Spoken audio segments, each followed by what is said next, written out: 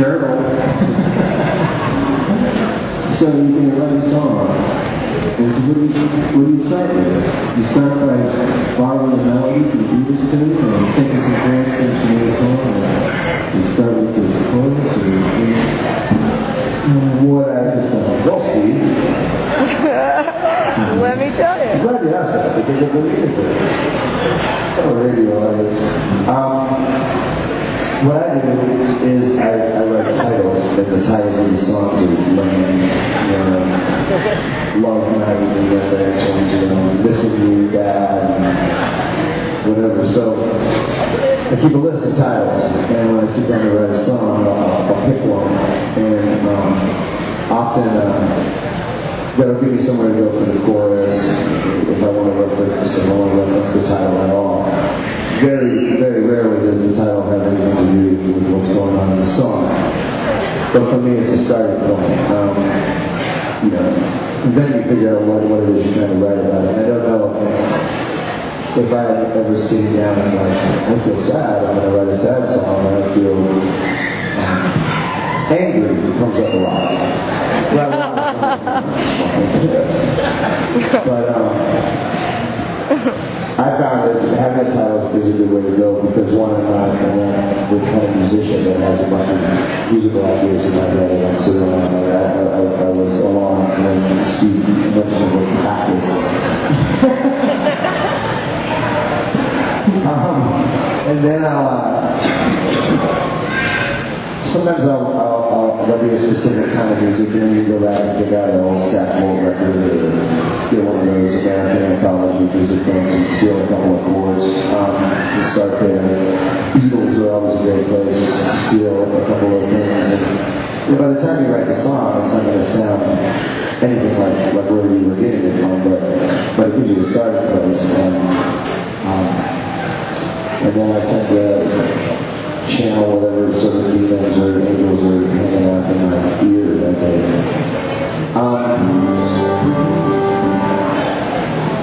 For instance, this song, I want to make a quick comment about the music of that song.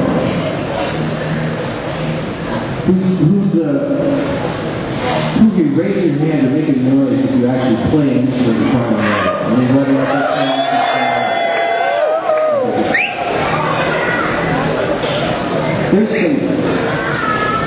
There are some really simple chord progressions. I can't go on too long about this, but listen and investigate yourself because this is very odd thing about music.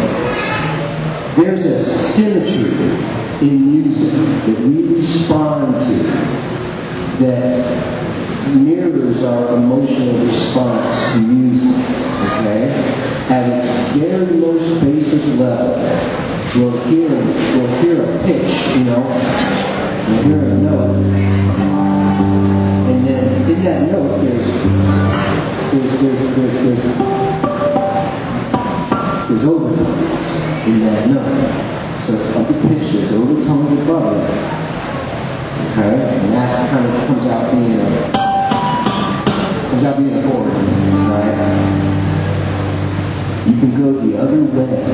When you go the other way with it, so you have a tonal center, your tonal center means you're going to wind up with pitches below it that contain in their overtone series that root. Okay, has anybody everybody can sing Circle of Fifths? Alright? Circle of Fifths, anybody? Yeah. Okay? So, if you were up at the top of that Circle of Fifths, there's a C at the top, right? And you were going to make a C chord out of this harmonic, say, fourth partial and fifth partial, right?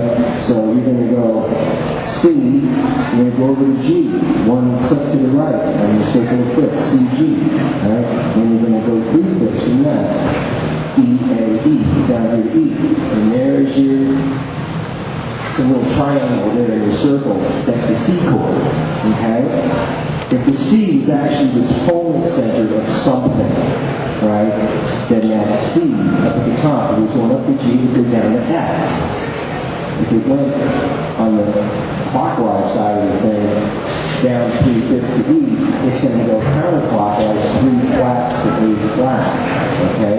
So, the same exact symmetrical structure that makes a major triad going up makes a minor triad going down. Okay?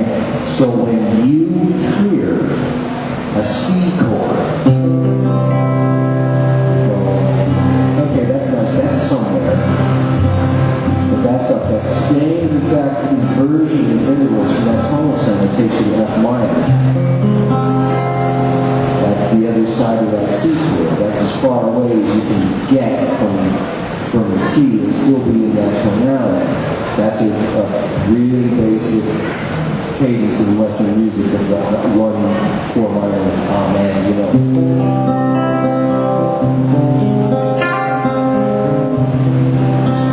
That's kind of one lap of your response to the overture. If you're doing it around, you can start with a minor triad going down and go up to the major.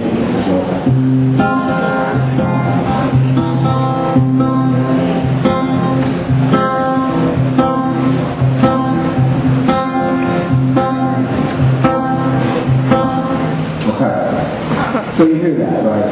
1 minor and 5, right? Great. The trick is that's not 2 chords. That's one structure that we cut up and call the 2 chords. You can start with any chord, right? And there's the rest of it somewhere. And the rest of it, that same structure, either up or down, this is... You're going to kick yourself for not realizing it sooner, probably. You've got a minor chord going up, and you kept the same relationship going down. One side of the thing, one side of the emotional polarity of the thing is over here. The other side is over here.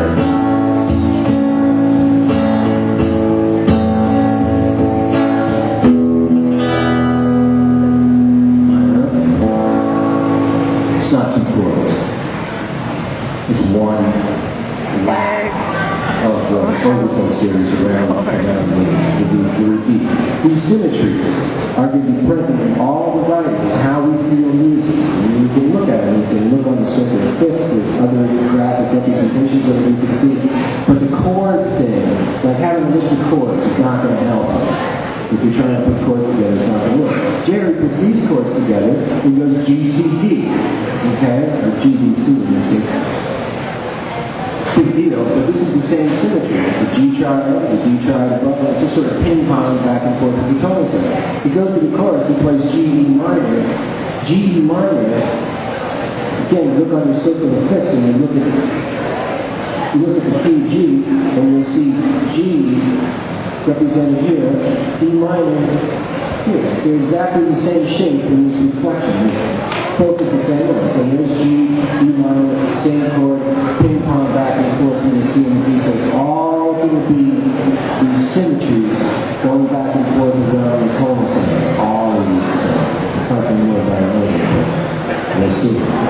Thank you, Master! So, Obi-Wan! you come out to prove that I've never written a song with more than 1 chord. I haven't written I'm just saying, watch out. You're trying to write and you're looking for chords. Theorem. Watch out for the chord thing. Because the way we name stuff, we take complete, like, musical statements, like a cadence, any cadence, whether Linear. it's,